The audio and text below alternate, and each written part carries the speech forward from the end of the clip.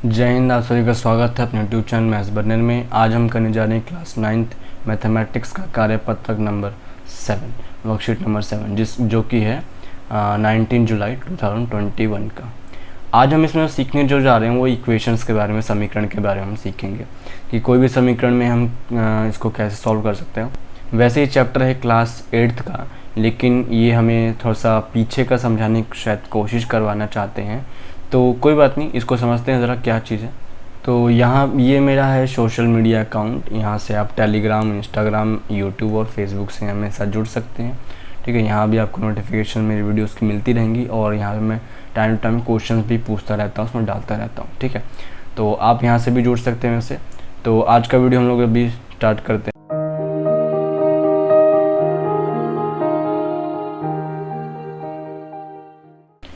तो देखिए, इसमें हमें समझाने की ऐसी क्या चीज़ कोशिश की जा रही है कि एक ऐसा गणितीय कथन जिसमें बराबर इक्वल टू चिन्ह का प्रयोग किया जाता है वह समीकरण कहलाता है।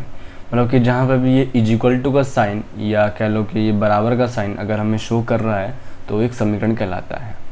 एक चर वाले रैखिक समीकरण को मुख्यतः ax + b = 0 से दर्शाया जाता है। तो यहाँ ये कहना चाह रहा है कि एक चर वाले, पहली बात तो चर होता क्या चीज़ है, चर होता क्या है। चर इंग्लिश में इसको वेरिएबल कहते हैं।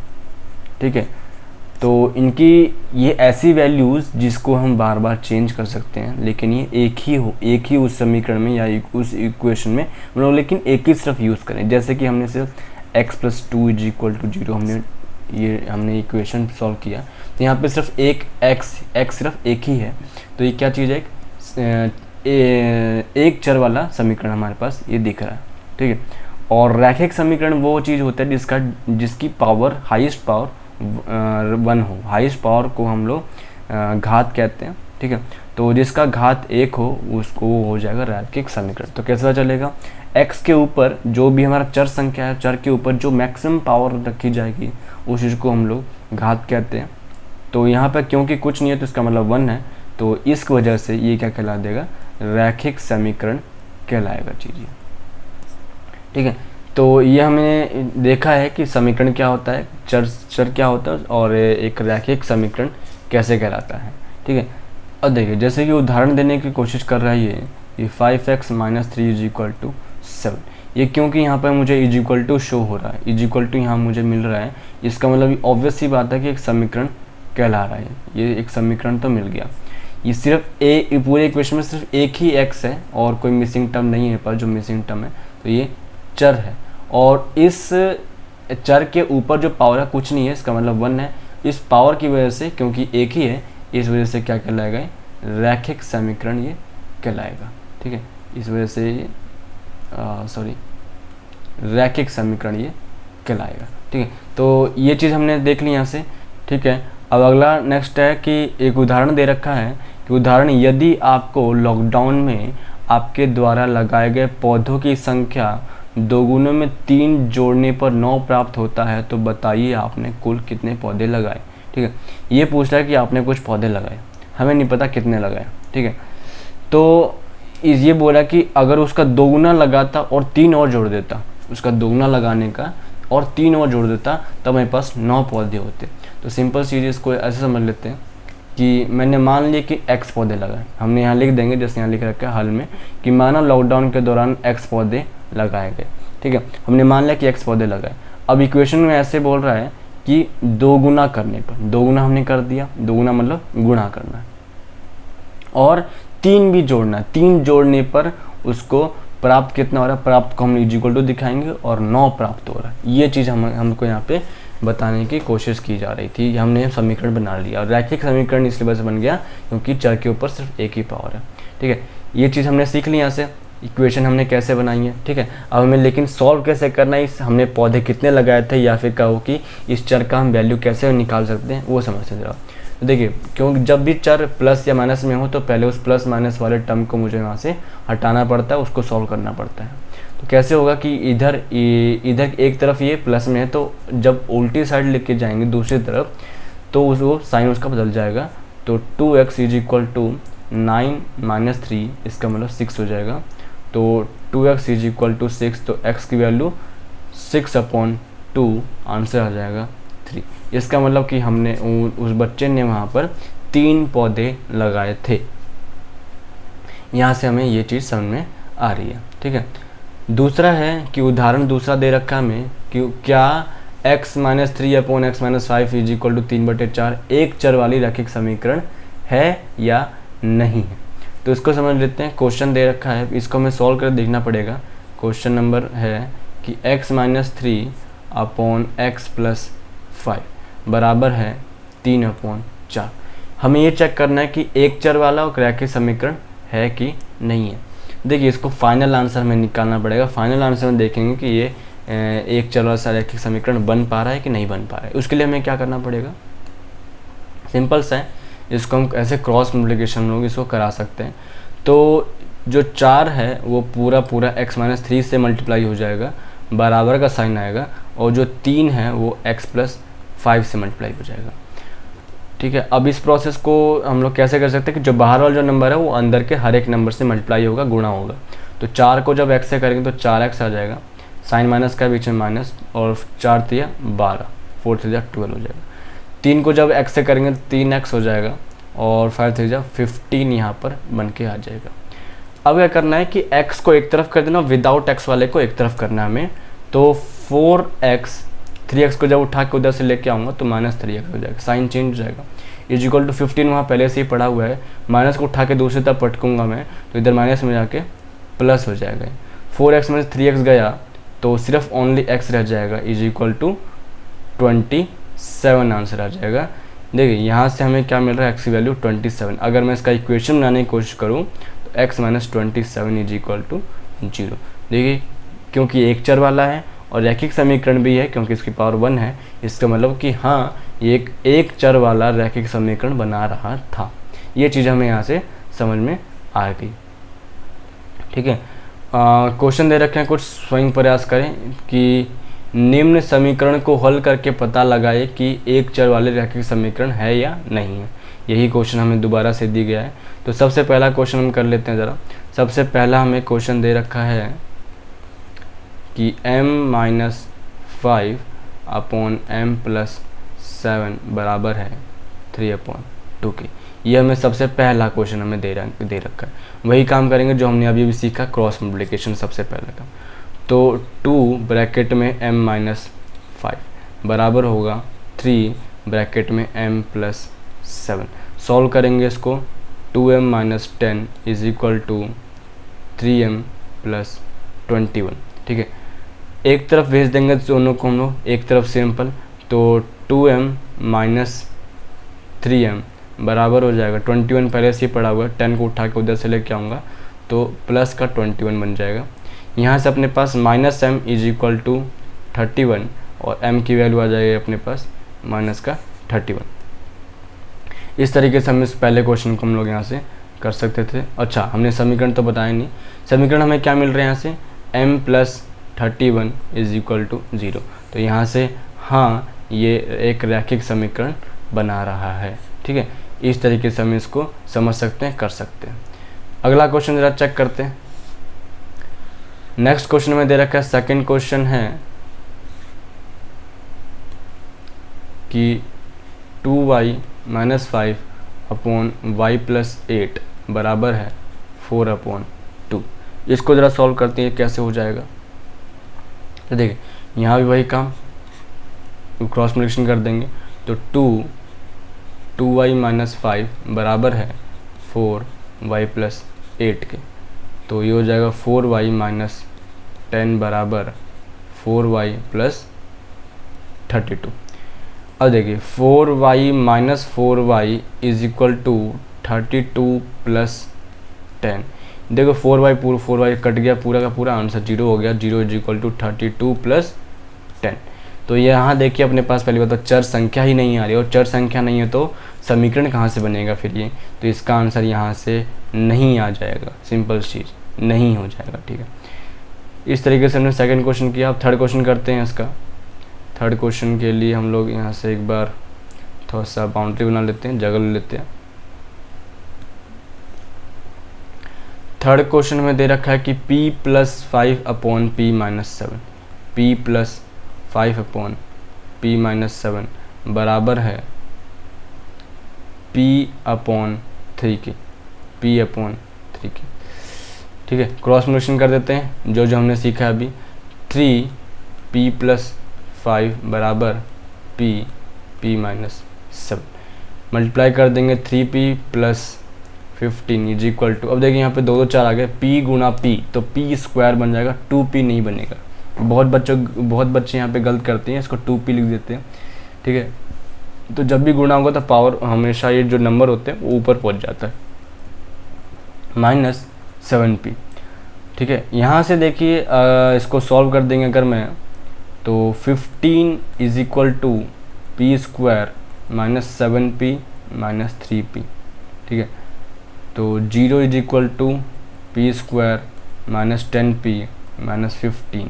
ठीक है, तो ये अपने पास इक्वेशन बन गया। इसमें चर संख्या तो है लेकिन इसकी सबसे बड़ी पावर क्या है, 2 है, 2।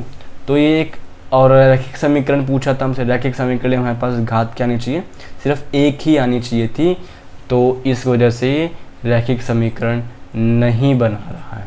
ठीक है, ये हमारा रैखिक समीकरण नहीं बना पा रहा है। अब हम देखते हैं इसका चौथा question x plus 3 is equal upon y plus 5।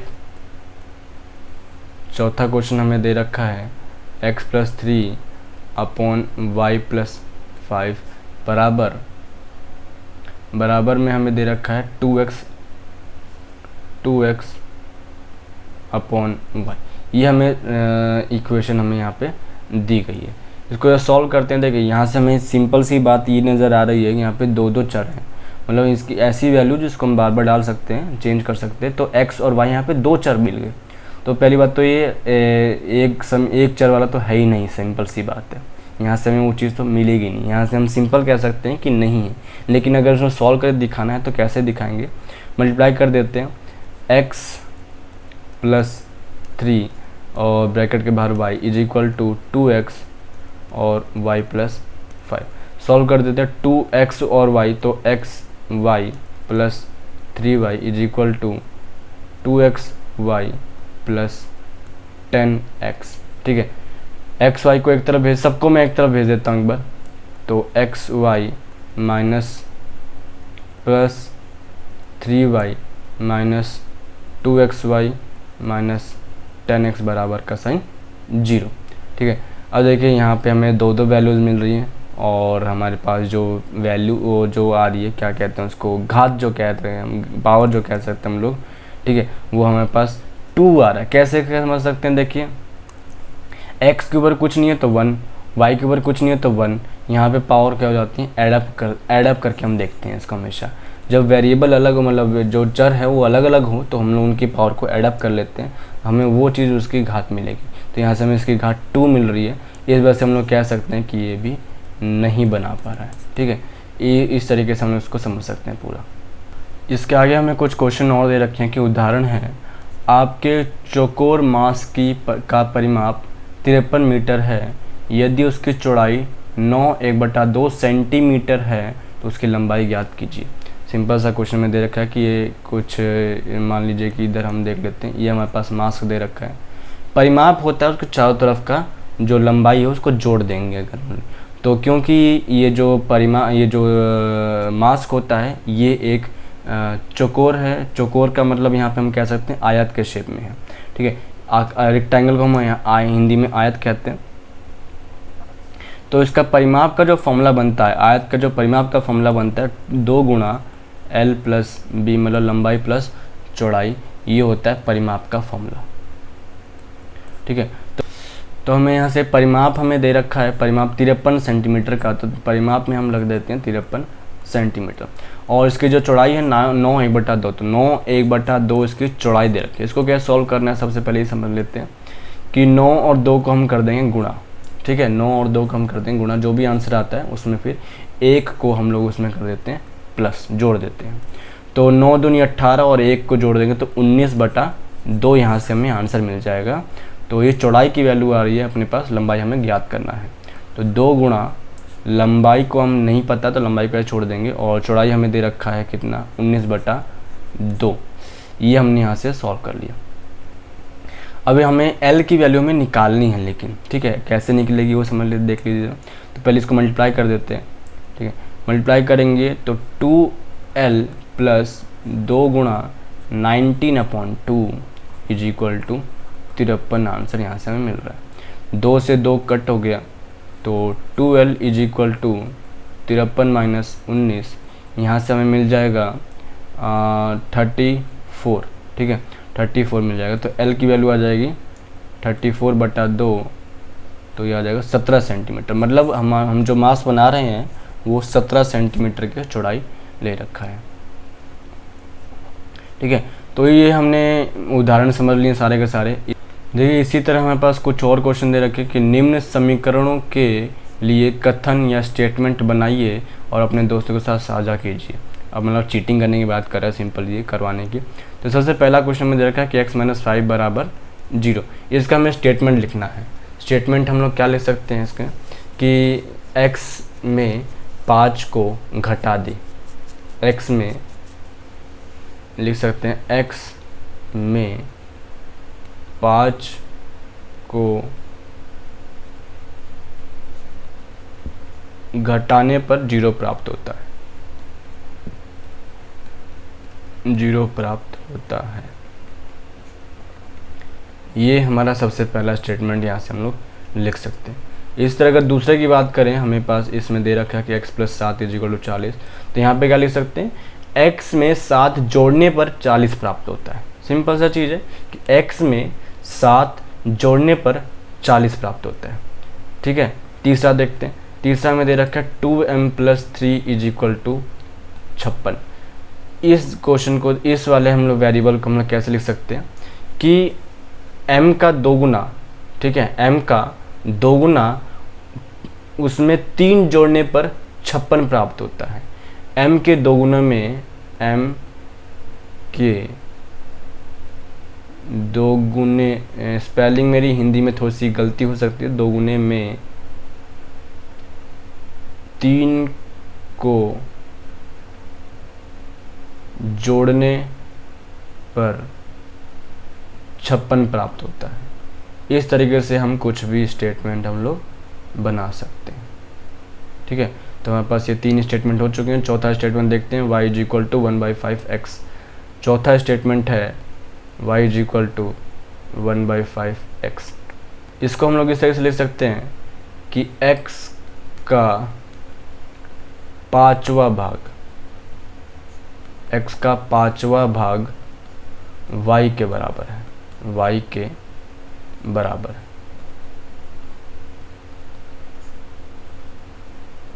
ठीक है। कि x का 5वां भाग, 5वां भाग मतलब भाग जब भी बोले तो उसको अपॉन में लिखा जाएगा। सिंपल सी यहाँ से समझना है हमें, ठीक है। इसमें कोई डिफ़िकल्ट चीज़ नहीं है। x का 5वां भाग y के बराबर होगा, ठीक है। तो 4 हो गए। 5वां देखते हैं कि x - 3/6, कि x - 3/6 = 1/2 हमें इक्वेशन दे रखा है।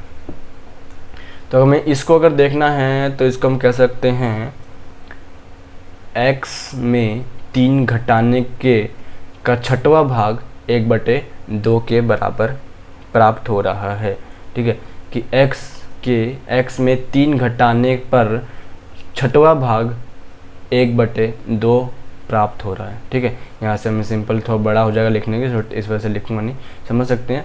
और लास्ट इसके पास हमारे पास 2x + 9 = 27 है। हमने ये अभी चेक किया था ऊपर से, ऐसा ही कुछ स्टेटमेंट 2x + 9 = 27। तो यहाँ से हम लोग कह सकते हैं कि x का 2 गुना में 9 जोड़ने पर 27 प्राप्त होता है।